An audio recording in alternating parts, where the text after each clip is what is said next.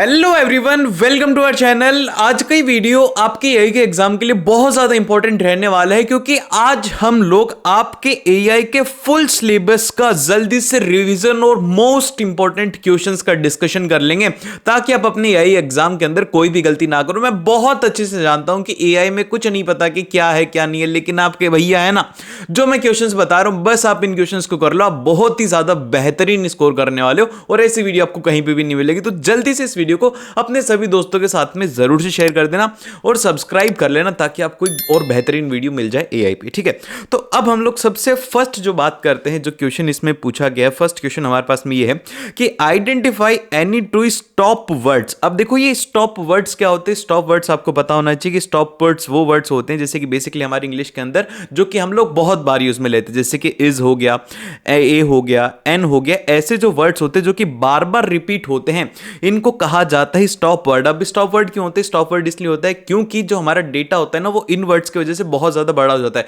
तो इसीलिए इनको इग्नोर किया जाता है। तो ये एक यूजलेस वर्ड होते हैं जिनको कि स्टॉप वर्ड कहा जाता है। तो इसमें कहा गया कि identify any two stop word should not be remove. ये सेंटेंस इस तरीके से दिया हुआ है हमें कि get the help and the support whether you are shopping now और needs help with a past purchase, contact us @ जो भी आपकी ईमेल आईडी गिवन है, और यहां पर आपको ये एक एड्रेस गिवन है। तो अब इसमें क्या क्या इग्नोर करोगे? तो इसमें जब हम लोग स्टॉप वर्ड की बात करते हैं, तो इसमें हम लोग फुल स्टॉप भी इग्नोर करते हैं, और उसी के साथ में यहां पे जैसे कि ए को भी इग्नोर करते हैं, @ को, स्पेशल सिंबल्स को भी हम लोग इग्नोर करते हैं। लेकिन अब यहां पे किसकी बात करी जा रही है? एक ईमेल आईडी की बात करी जा रही है। तो इस केस में क्या होगा कि हम लोग इनको इग्नोर नहीं कर सकते हैं, क्योंकि अगर इग्नोर करेंगे, जैसे कि फॉर एग्जांपल के लिए आपने इसमें से @ को इग्नोर कर दिया, इस डॉट को इग्नोर कर दिया, तो यहां पे क्या होगा? ये एक इनवैलिड ईमेल एड्रेस हो जाएगा। और इसी तरीके से अगर आपने इसमें से डॉट को रिमूव कर दिया, तो ये क्या हो जाएगा? एक इनवैलिड वेबसाइट एड्रेस हो जाएगा। इसीलिए हम लोग इसका आंसर इस तरीके से लिखेंगे कि stop words in the given sentence should not be removed or @ full stop underscore and 1 2 3 numbers. अब ऐसा इसलिए है because these tokens are generally considered as an the stop words, but in the above sentences these tokens are the part of email ID. क्यों नहीं remove कर रहे? क्योंकि part of email ID है, and removing these tokens may leads to the invalid website address and email ID, so these words should not be remove. So अब इसके बाद में आता है नेक्स्ट क्वेश्चन, जो कि है हमारा कंफ्यूजन मैट्रिक्स को लेकर के। इससे रिलेटेड क्वेश्चन एग्जाम में जरूर से आएगा, 100% आएगा। तो इसलिए आपको ध्यान रखना है कि कंफ्यूजन मैट्रिक्स को किस तरीके से बनाना है। तो इसमें आपको यह बात ध्यान रखना है कि इसमें दो चीजें होती हैं, एक तो होता है रियलिटी और एक होता है प्रेडिक्शन। अब इनकी अलग अलग वैल्यू होती है, जैसे कि फॉर एग्जाम्पल के हम लोग इधर बात कर रहे हैं प्रेडिक्टेड वैल्यूज की, और इधर किसकी बात करी जा रही है? एक्चुअल वैल्यूज की। इसमें क्या होगा? एक तरफ होगा पॉजिटिव साइन और एक तरफ होगा नेगेटिव साइन। इसी तरीके से यहां पे पॉजिटिव फिर नेगेटिव। तो ये जो फर्स्ट कॉलम रहेगा, ये किसका रहेगा? ये रहेगा ट्रू पॉजिटिव का। फिर इसके बाद में जो नेक्स्ट वाला इसका कॉलम रहेगा, ये रहेगा फॉल्स पॉजिटिव का। फिर इसके बाद में नेगेटिव है तो ये हो जाएगा फॉल्स नेगेटिव का, और फिर इसके बाद में ये आ जाएगा ट्रू नेगेटिव का। आप इस तरीके से याद रख सकते हो, ट्रू पॉजिटिव और true negative, false positive, false negative, इस तरीके से आप इसे याद रख सकते हैं। ठीक है, तो अभी वही हमने किया। यहां पे हमें डेटा के अंदर क्या गिवन है? यहां पे ट्रू पॉजिटिव की वैल्यू 100 है, तो ये क्या आएगा? यहां पर ये आएगा ट्रू पॉजिटिव, और यहां पे आ जाएगा ट्रू नेगेटिव, और यहां पे फॉल्स पॉजिटिव, यहां पे फॉल्स नेगेटिव। इस तरीके से आपको ड्रॉ करना है। ये 2 मार्क्स में आपसे क्वेश्चन पूछा जाता है। ठीक है, बिल्कुल भी कंफ्यूज मत होना। तो अब इसके बाद में आता है अगला क्वेश्चन। इसमें जो क्वेश्चन है, case based type question mainly पूछे जाते हैं। तो इसमें कहा गया है कि we human beings can read and write, understand the many languages, but the computer can only understand the machine language, and do you think we might face any challenges if we try to teach computer how to understand and interact in human languages? Explain. अब आपसे कहा गया कि भैया हम लोग human से अलग अलग लैंग्वेज के अंदर बात भी कर पाते, समझ भी पाते हैं। तो अब ये बोला जा रहा है कि क्या हमें कोई प्रॉब्लम होगी? तो आपको बेसिकली यहां पे प्रॉब्लम्स के बारे में डिस्कशन करना है। तो हम लोग इसके प्रॉब्लम्स का इसका आंसर हम लोग इस तरीके से लिखेंगे कि yes we might face any challenges if we try to teach computer how to understand and interact in human languages. अब इसमें बोला जा रहा है कि द पॉसिबल डिफिकल्टीज आर, सबसे फर्स्ट है कि arrangement of the words and the meaning. अब यहां पे आप इसको इस तरीके से एक्सप्लेन करेंगे कि the computer has to identify the different parts of speeches, as also it may be extremely difficult for a computer to understand the meaning behind the language we use। ये यहाँ पर सबसे बड़ी इंपॉर्टेंट बात है कि हमारी लैंग्वेज के अंदर ग्रामर होती है, उसके अंदर वर्ड्स के अलग अलग मीनिंग होते हैं। अगर मान लो कि हम लोग कंप्यूटर को आपकी भाषा, आपकी कौन सी भाषा है, जैसे कि आप मराठी बोलते हो, तो आप मराठी के अंदर अगर उसे कुछ बोल रहे हो तो उसके लिए बहुत ज़्यादा डिफिकल्ट हो जाएगा कि भाई ऐसे वर्ड्स वो समझ नहीं पाएगा। तो इसीलिए यहाँ पर क्या है कि arrangements of word and the meaning, अलग अलग मीनिंग लेंगे, ये आपको ध्यान रखना है। फिर इसके बाद में अगला आता है कि multiple meaning of a words, और उसी के साथ में यहाँ पे भी प्रॉब्लम हो सकती है कि बहुत सारे वर्ड्स के सेम मीनिंग होते हैं। Same words can be used in a number of the different ways which according to a context of the statement changes and its meaning completely. भैया कंप्यूटर को क्या पता, उसको आपने जैसे कि हिंदी का जो हमारा एग्जाम्पल है वो एक आपका रश वाला एग्जाम्पल अलंकार है कि 3 बेर खाती थी, 3 बेर खाती थी, तो अब यहां पर बेर जो शब्द है वो बार बार आया, तो भैया कंप्यूटर को क्या पता कि इसका अलग अलग मतलब है, तो उसको एक बार बता देंगे ये टाइम होता है तो टाइम ही उसे रखेगा। तो इसलिए ये इसका एक सबसे बड़ा मेजर ड्रॉबैक है।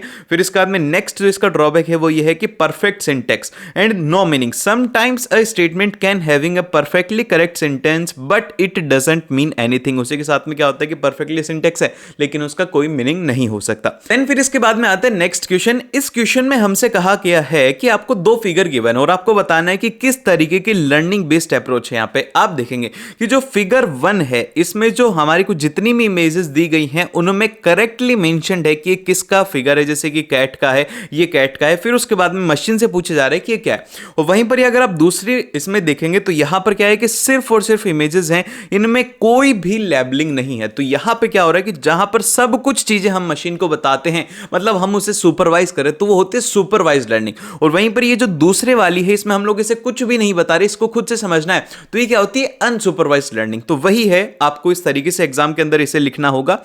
आप इसमें सबसे फर्स्ट एक्सप्लेन करेंगे कि the learning based approaches shown are supervised learning and unsupervised learning. तो अब आप इसमें लिखेंगे कि in a supervised learning the data set which is fed to the machine is labelled. जो भी डेटा हम लोग मशीन को देते हैं वो लेबल्ड होता है। फिर उसके बाद में in other words we can say that the data set is known to the person who is training the machine, only then he and she is able to label the data. उसी के साथ में यहाँ पे एक मतलब इसका एक एडवांटेज ये है कि जो भी इंसान मशीन को ट्रेनिंग दे रहा है उसको ऑलरेडी पता है कि वो डेटा क्या है और उसी से वो मशीन सीखती है। और वहीं पर अगर बात करते हैं फिगर 2 की, जो फिगर 2 है is an unsupervised learning model that works on the unlabelled data set. यहां पर क्या है कि जो डेटा सेट है वो अनलेबल्ड है, पता नहीं कि कौन सा कैट है कौन सा डॉग है, तो यहां पे हमने उसको प्रॉपर ट्रेनिंग नहीं दी है। फिर उसके बाद में यहां पर आता है कि the unsupervised learning models are used to identify the relationships, patterns and trends out of the data which is fed into. और इसका काम कहां पर आता है, जो अनसुपरवाइज्ड लर्निंग होती है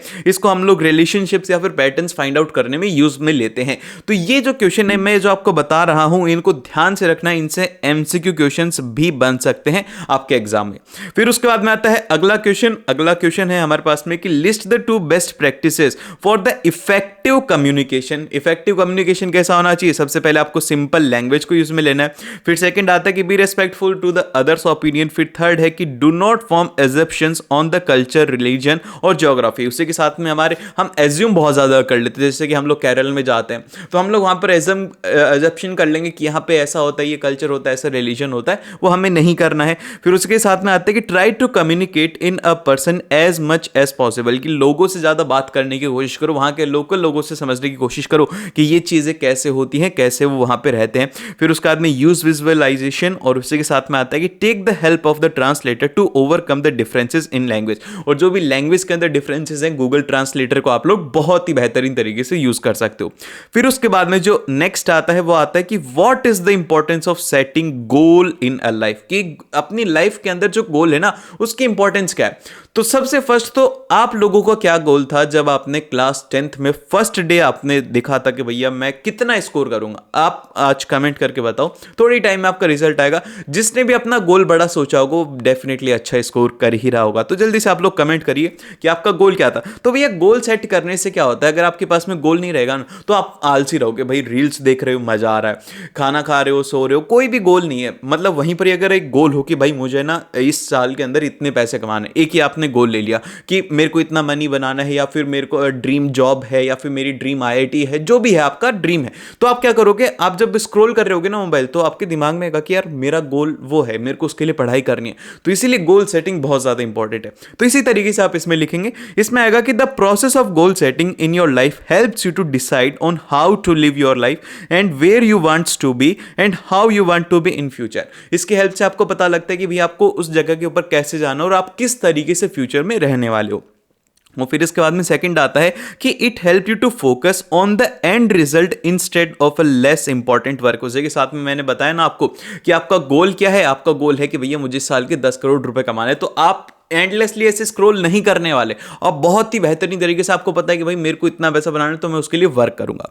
फिर इसी तरीके से आता है कि this will make you successful in your career and personal life. अब इसके बाद में आता है अगला क्वेश्चन। इस क्वेश्चन में हमसे कहा गया कि all of us uses smartphones. अब देखो स्मार्टफोन्स मैं आपको बताता हूं कि मैं 2017 में मैंने क्लास 10th के बोर्ड्स दिए थे, तो उस टाइम के ऊपर आपको पता है मेरे को पता भी नहीं था कि गूगल क्या होता है। उस टाइम के ऊपर यूट्यूब वगैरह कोई भी चीज इतनी ज्यादा फेमस नहीं थी, लेकिन आज के टाइम पे देखो आप लोग यूट्यूब से पढ़ाई कर कितने ज्यादा एडवांस हो गए हो।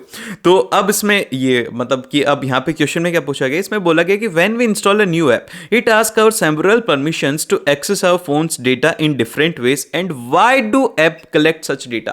अब ये apps जो है ऐसा डेटा क्यों सेलेक्ट करते हैं, आपने देखा होगा कि जब भी आप ऐप इंस्टॉल करते हो तो वो बोलता है कि फोन लॉक की परमिशन लेता है आपसे, आपकी मीडिया स्टोरेज की परमिशन लेता है। तो वो क्यों लेता है, वो इसलिए लेता है ताकि वो आपको क्या प्रोवाइड करवा सके, कस्टमाइज्ड नोटिफिकेशन एंड रिकमेंडेशन। अब आपको मैं एक रियलिटी बताता हूं। अब जैसे कि नेटफ्लिक्स है, नेटफ्लिक्स हो गया, इंस्टाग्राम हो गया और उसी के साथ में यूट्यूब हो गया, इन सभी के लिए क्या हो, आप एक प्रोडक्ट हो। ये क्या करते हैं, आपको जितना ज्यादा आप टाइम इनके ऊपर स्पेंड करते हो ना, आपसे ज्यादा नॉलेज आपके इंस्टाग्राम को है। उनको पता है कि भाई इसका मूड कैसा रहेगा, ये क्या करने वाला है, सारी चीजें इंस्टाग्राम को पता है क्योंकि आपके डेटा से रिलेटेड है। आपका डेटा इनके पास में कंप्लीटली जैसे आप हो ना, एग्जैक्टली क्लोन इन्होंने अपनी मशीन में बना रखा है कि भाई आयुष इस तरीके का है, तो इसका मूड जब भी होता है तो ये देखता है, तो उसी के बेसिस के ऊपर मुझे वहां पर रिकमेंडेशन आने लग जाती है। आप कभी भी करके देखना कि आप किसी भी चीज की बात करो, थोड़ी देर में आपको उसके एड्स आने लग जाएंगे। अब जैसे कि मैं नेटफ्लिक्स बोल रहा हूं, तो हो सकता है कि इस वीडियो में यहां पे नेटफ्लिक्स का एड चले। तो ये सारी चीजें क्या है, ये चीजें हैं कस्टमाइज नोटिफिकेशन और रिकमेंडेशन को बढ़ाने की and to improve the efficiency and accuracy of app. ठीक है, तो अब हम लोग कर लेते हैं कुछ एमसीक्यू क्वेश्चंस जो कि बहुत ही ज्यादा इंपॉर्टेंट है। सबसे फर्स्ट क्वेश्चन हमारे पास में आता है, इसमें कहा गया है कि MD Gulati started A small shop with focus, dedication, clear ideas and MDH become one of the most popular brand in India besides having a good reputation all over the world। अब क्वेश्चन क्या पूछा गया, इसमें बोला गया है कि which self management skill is clearly visible in the given statement। तो यहां पे किसकी बात करी जा रही है, यहां पर बात करी जा रही है फोकस की, डेडिकेशन की, क्लियर आइडियाज की। तो यहां पे किसकी बात कर रहे हैं, तो यहां पे वो बेसिकली अपने सेल्फ मोटिवेशन की बात कर रहे हैं। तो यहां पे हमारा जो आंसर हो जाएगा वो हो जाएगा सेल्फ मोटिवेशन। ठीक है, फिर उसके बाद में अगला क्वेश्चन आता है। अब इसमें अलग अलग ओपिनियन हो सकते हैं आपके, जो भी आपका आंसर हो वो आप देख लेना। जितने भी, जैसे कि अब सेल्फ मोटिवेशन इसलिए है क्योंकि यहां पे स्टार्टिंग में बोला गया है कि जो गुलाटी है उन्होंने क्या किया था, एक स्मॉल शॉप को स्टार्ट किया था उनके फोकस और डेडिकेशन से, तो उसी से उन्होंने एक ब्रांड बनाया। तो ये क्या था, उनका एक सेल्फ मोटिवेशन था। तो ये आपको इस तरीके से ध्यान रखना है। फिर उसके बाद में आता है अगला क्वेश्चन। तो इसमें कहा गया है कि when you bring the mouse over a file in the file explorer it shows the details of that file, this is known as. इसको हम लोग क्या बोलते हैं, तो भैया इसका जो सिंपल सा आंसर है वो ये रहता है कि होवर हम लोग उसे बोलते हैं। तो ये आपको ध्यान रखना है कि सी ऑप्शन इसका एकदम से करेक्ट हो जाएगा। तो अब इसके बाद आता है नेक्स्ट क्वेश्चन। इसमें कहा गया है कि असर्शन हमें गिवन है कि doctor work for a renowned hospital. फिर जो हमारे को सेकंड दिया गया, रीजन दिया गया है कि the statement given above is an example of which employment. तो आपको यहां पे दिख रहा होगा कि ये रीओन्ड हॉस्पिटल है, तो भैया ये तो ऑनरशिप वाला है, तो ये तो गलत हो गया एकदम से। यहां पे आप गलत, तो देखो अब ये होने में तो रीओन्ड है, लेकिन इसका मतलब ये होता है कि वो फेमस है। ठीक है, क्या है, वो एक फेमस हॉस्पिटल है, तो वो क्या कर रहे हैं, वहां पे वर्क कर रहे हैं। तो कैसा हो गया, वो हो गया वेज एम्प्लॉयमेंट। तो इसलिए ए ऑप्शन इसका एकदम से करेक्ट हो गया। करेक्ट एक्सप्लेनेशन है और दोनों करेक्ट है। अब इसके बाद आता है अगला क्वेश्चन। तो क्वेश्चन नंबर 4 है, इसमें कहा गया है कि the work in all about identifying and noting how we spend our time and analysing how to spend our time effectively. तो यहां पे हम क्या कर रहे हैं, यहां पर एक तो हम लोग आइडेंटिफाई कर रहे हैं, प्लस ऑफ हम लोग उससे क्या कर रहे हैं, यहां पे नोट डाउन कर रहे हैं। तो हम लोग क्या कर रहे हैं, बेसिकली हम लोग हर टाइम लिख रहे हैं कि भाई 9 से 10 बजे तक क्या कर रहे हैं, 10 से 11 बजे तक क्या किया। तो पूरा हम लोग क्या कर रहे हैं, एक तरीके से ट्रैक कर रहे हैं। तो इसलिए इसका जो करेक्ट आंसर हो जाएगा वो हो जाएगा ट्रैकिंग, इसका एकदम से सही ऑप्शन हो जाएगा। फिर इसके बाद में अगला क्वेश्चन आता है, क्वेश्चन नंबर 5। इसमें कहा गया है कि Ramya travel to Sweden from India India to pursue his higher education, और फिर उसके बाद but she didn't know how to speak Swedish language of Sweden, because of this she was unable to find a part time job and this is an example of. अब यहाँ पे problem क्या हो रही है भैया, उसको लैंग्वेज ही नहीं आती, स्वीडिश लैंग्वेज नहीं आती, तो ये क्या है, उसके लिए एक बैरियर है, और इस बैरियर को हम लोग क्या बोलते हैं, इस बैरियर को कहा जाता है लैंग्विस्टिक बैरियर। तो डी ऑप्शन इसका एकदम से करेक्ट हो जाएगा। और फिर इसके बाद में आता है अगला क्वेश्चन, क्वेश्चन नंबर 6। इसमें हमसे कहा गया कि efforts are made to increase the solar power generation so that electricity needs are met and the same time we do not pollute our environment और use up the natural resources. तो यहां पे कहा जा रहा है कि which SDG can you relate this statement to. तो यहां पर किसकी बात करी जा रही है, यहां पे हमसे बात करी जा रही है सोलर पावर जनरेशन की। तो हम लोग इसमें क्या कर रहे हैं, एक तो अफोर्डेबल हम लोग बनाना चाह रहे हैं क्योंकि सोलर पावर को यूज में ले रहे हैं, प्लस ऑफ हम लोग यहां पे बात कर रहे हैं कि हम लोग नेचुरल रिसोर्सेज को हार्म ना करें। तो हम इसके अंदर बोलेंगे कि अफोर्डेबल एंड क्लीन एनर्जी इसका आंसर हो जाएगा। और फिर इसके बाद में आता है नेक्स्ट क्वेश्चन, क्वेश्चन नंबर 1 है। इसमें एसोसिएशन में आपको गिवन है कि one can be a good singer while the other one can be a great athlete. फिर उसके बाद में सेकंड में रीजन दिया गया है कि human possess the different types of intelligence but at a different level. एकदम से करेक्ट स्टेटमेंट है ये, तो एकदम से सही इसका एग्जामिनेशन है और सही इसका एक्सप्लेनेशन है कि भैया आप लोगों को जरूरी नहीं है कि राहुल को देख करके आप मैथ्स लो, आपका इंटरेस्ट अगर आर्ट्स में तो आर्ट्स आप ले सकते हो। और उसी के साथ में आपको एक स्ट्रीम सिलेक्शन की वीडियो भी मिल जाएगी और क्लास 11th का चैनल का लिंक भी आपको मिल जाएगा, तो उसे सब्सक्राइब करना बिल्कुल ही मत भूलना, ताकि हम लोग क्लास 11th में भी बहुत ही बेहतरीन तरीके से आपको मैं गाइड कर पाऊं। ठीक है, अब इसके बाद में आता है अगला क्वेश्चन। तो इसमें कहा गया है कि the Indian government bans a few app stating that the servers in the hostile nations are receiving and using the acquired data improperly. तो यहां पे क्या हो रहा है, बहुत सारे ऐसे एप्लीकेशन है। फॉर एग्जाम्पल के लिए हमारे इंडिया के अंदर पहले बहुत चला था टिकटॉक। तो ये जो टिकटॉक था इसको बैन कर दिया था क्योंकि हमारा डेटा लीक कर रहा था। तो बेसिकली बात किसकी, डेटा प्राइवेसी की। तो इसीलिए हमारा ऑप्शन हो जाएगा बी ऑप्शन, इसका एकदम से करेक्ट हो गया। फिर इसके बाद में अगला क्वेश्चन आता है। अगले क्वेश्चन में हमसे कहा गया है कि there are the 4 layers of neural network. एकदम से गलत बात है, यहां पे 4 लेयर्स नहीं होती हैं। यहां पे कितनी लेयर्स होती हैं, यहां पे होती है, मैं आपको बता देता हूं, 3 लेयर्स होती हैं। 3 लेयर्स के नाम भी आप लोग इसमें याद रख लेना। सबसे पहले होती है इनपुट लेयर, ठीक है, फिर उसके बाद में आती है हिडन लेयर, और फिर उसके बाद में जो नेक्स्ट आती है वो आती है आउटपुट लेयर। 3 लेयर होती हैं इसमें न्यूरल नेटवर्क में। फिर सेकंड स्टेटमेंट क्या गिवन है, सेकंड स्टेटमेंट मतलब आंसर तो हमें मिल गया कि जो स्टेटमेंट फर्स्ट है वो इनकरेक्ट है। सेकंड में कहा गया है कि the first layer of a neural network is also known as output layer. यार इतना कोई गलत हो सकता है क्या, एकदम से गलत है, तो इसलिए दोनों ही इनकरेक्ट हो गए। तो बी ऑप्शन हमारा आई थिंक कि सही हो गया। फिर इसके बाद में अगला क्वेश्चन है, क्वेश्चन नंबर 4। ये डायग्राम इसका ध्यान रखना, इससे रिलेटेड क्वेश्चन आ सकता है। अब इसमें क्या देखना है, अब देखो आपको यहां पे नीचे क्या गिवन है, यहां पे नीचे इस तरफ है पूरे डेटा साइज और इधर है मॉडल परफॉर्मेंस। तो यहां पे आपसे बोला गया है कि ऑब्जर्व आपको करना है इस ग्राफ को एंड द न्यूरल नेटवर्क की आपको क्या बतानी है, बेस्ट परफॉर्मेंस। तो आप ग्राफ पढ़ना आता होगा आपको, तो आप बोलो कि भैया डेटा साइज में क्या ले लेता हूं मैं, कोई भी एक ये एक्स अमाउंट ऑफ मैंने ये डेटा साइज ले लिया है, ये अमाउंट डेटा साइज ले लिया। तो आप देखो कि इसमें बेस्ट परफॉर्मेंस किसकी है, तो यहां पे आप देखोगे कि किसकी परफॉर्मेंस है, वो है लार्ज एनएन की। किसकी है, वो है लार्ज एनएन की। तो ये इसका सही आंसर हो गया, लार्ज न्यूरल नेटवर्क इसका एकदम से करेक्ट ऑप्शन हो गया। फिर इसके बाद आता है अगला क्वेश्चन। यार ये वाला क्वेश्चन मैं नहीं बताऊंगा, इसका आंसर आपको देना होगा। अगर ये गलत कर रहे हो ना तो बहुत बुरी बात है, ठीक है, तो फिर मैं बचा भी नहीं सकता फेल होने से। ये क्वेश्चन यार तो अरे मजाक कर रहा हूं, तुम्हारे भैया है ना, सब बताएंगे तुम्हें। तो इसमें कहा जा रहा है कि is a simple file format that stores the data bye commas, की कॉमा से वो डेटा को स्टोर करता है। तो वो क्या होता है, वो होता है CSV। और उसी के साथ में JPG हो गया, मैं बता देता हूं कि JPG हो गया, PNG हो गया, ये किसके लिए होते हैं, ये होते हैं इमेज के लिए। और उसी के साथ में जो डॉक है ये किसके लिए होता है, वर्ड डॉक्यूमेंट के लिए, ठीक है। तो इस तरीके से आपको ये बातें ध्यान रखनी है। फिर इसके बाद में अगला क्वेश्चन आता है, इसमें कहा गया कि corpus contains 4 documents in which a word diet was appearing once in a document 1। Identify the term which is used to categorise the words diet. Right. अब देखो यहां पे क्या करना है, आपसे पूछा गया कि कौन सा वर्ड है, एक बार ही अपीयर हो रहा है, मतलब जो सालों में एक बार दिखता है उसे हम लोग क्या बोलते हैं, ईद का चांद। तो क्या है, रेयर चीज है, तो मतलब इसको हम लोग क्या बोलेंगे, इसको हम लोग बोलेंगे रेयर वर्ड। ठीक है, तो ये हो गया हमारा करेक्ट आंसर। ठीक है, तो अब आप इसे बोल सकते हो कि ये क्या हो जाएगा, बी ऑप्शन इसका एकदम से करेक्ट हो जाएगा।